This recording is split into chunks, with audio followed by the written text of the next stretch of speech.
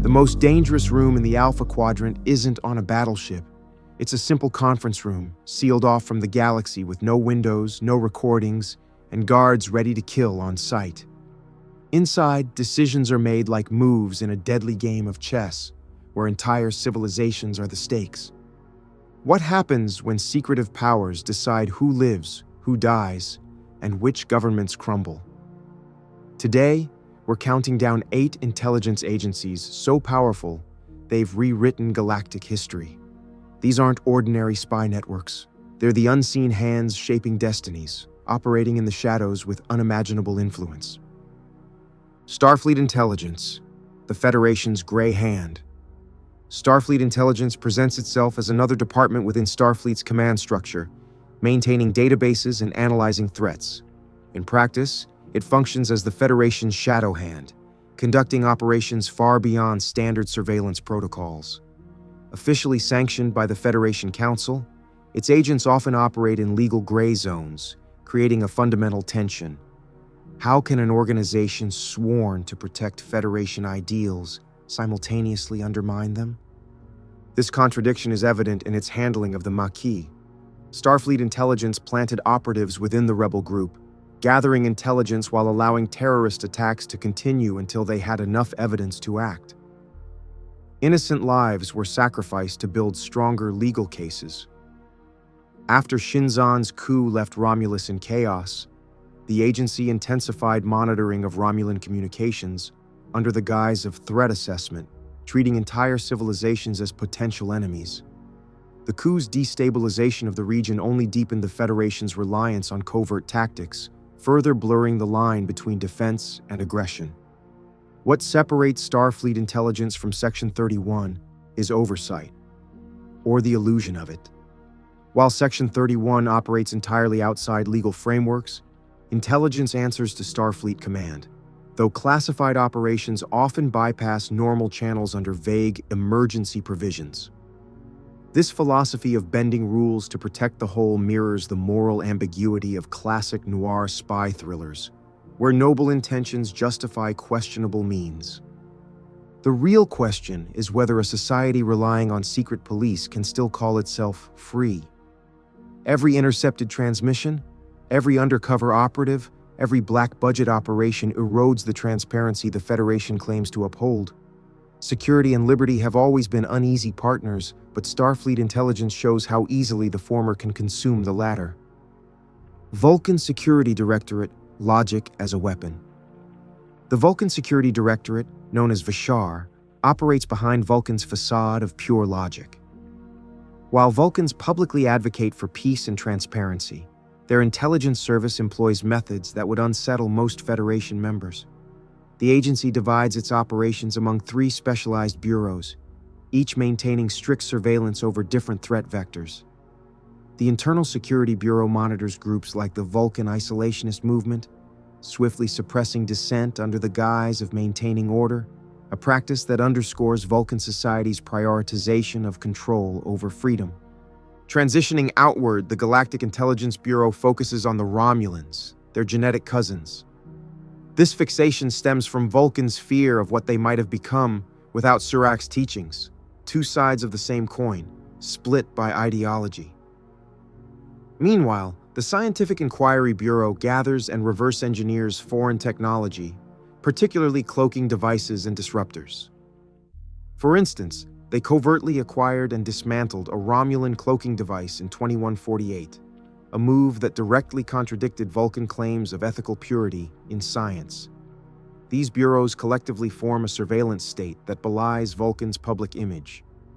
In 2154, Vulcan Intelligence, Vishar's predecessor, manipulated events to justify military action, falsely accusing the Andorians of developing Xindi-based weapons. This incident highlights how Vulcan rationality often masks ruthless pragmatism. Vishar continues this tradition, prioritizing security over ethics. Their secrecy mirrors Romulan tactics, suggesting Vulcans and Romulans are more alike than they admit. Vishar forces us to question whether any civilization can truly reconcile power with principle. SIS, the Cardassian knife in the dark. Before the Obsidian Order became synonymous with Cardassian terror, the Sovereign Information Service shaped the Union's intelligence doctrine. The SIS operated during Cardassia's early expansion period, developing surveillance techniques that would define their civilization's approach to security. Unlike later agencies, it worked openly as part of the civilian government, but its methods were ruthless. The SIS required citizens to report suspicious activity among friends and family, creating a society where trust was dangerous and privacy meant complicity. Their psychological operations division crafted propaganda so subtle that most citizens didn't realize they were being manipulated. For example, historical records reveal how they planted false documents in school curricula, embedding state-approved narratives into childhood education. One infamous case involved a teacher arrested after questioning a textbook's accuracy, leading to widespread fear of even private dissent. What set the SIS apart from its successor was its focus on information control rather than physical enforcement. While the Obsidian Order later tortured dissidents, the SIS discredited them through carefully leaked misinformation. A 2,321st internal memo outlined their philosophy. A citizen who doubts their own memory poses no threat. This approach devastated generations, leaving them unable to distinguish truth from state fiction. The agency's legacy persists in modern Cardassian institutions. Surveillance laws still echo SIS-era justifications about collective security. Even after the Dominion War, reformers struggled to dismantle systems the SIS entrenched. The SIS didn't just shape Cardassia. It redefined its identity, leaving a shadow that lingers in fears of state control today. Obsidian Order, Cardassia's unseen fist. The Obsidian Order controlled Cardassia through methods so extreme that even Gul Dukat refused to discuss them openly. Their operatives monitored citizens and manipulated lives with chilling precision. Dissidents were implanted with false memories of crimes they never committed, then subjected to rehabilitation that broke their will. Sensory deprivation techniques in detention facilities shattered resistance within days. This psychological warfare didn't just enforce obedience, it erased individuality, leaving a society gripped by fear and self-surveillance. The human cost was staggering: families torn apart, identities obliterated, and an entire population living in silent terror. But a system built on fear is inherently fragile. By 2037, the Order's overreach culminated in a catastrophic assault on the Founders' homeworld. They secretly constructed a fleet of warships, violating Cardassian law, convinced they could decapitate the Dominion in one decisive strike. This operation failed spectacularly. The Order misjudged their enemy, assuming changelings would gather like solids. Instead, the Founders' decentralized nature rendered the attack futile. Every Obsidian Order ship was obliterated within minutes, exposing their hubris. The aftermath was devastating.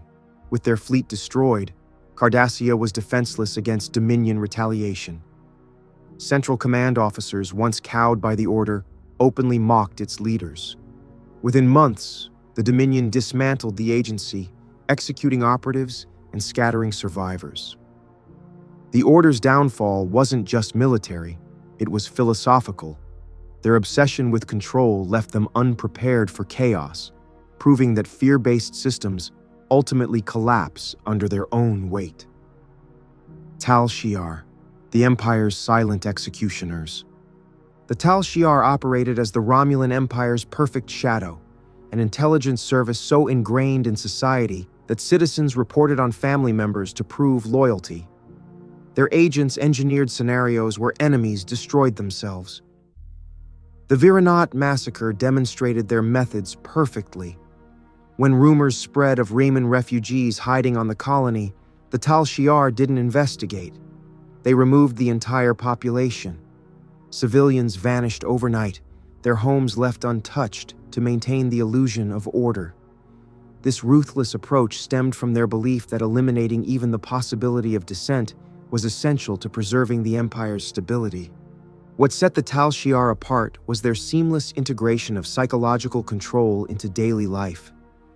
News broadcasts carried subliminal messages to ensure compliance, while military officers underwent loyalty assessments using brain scans designed to detect subversive thoughts.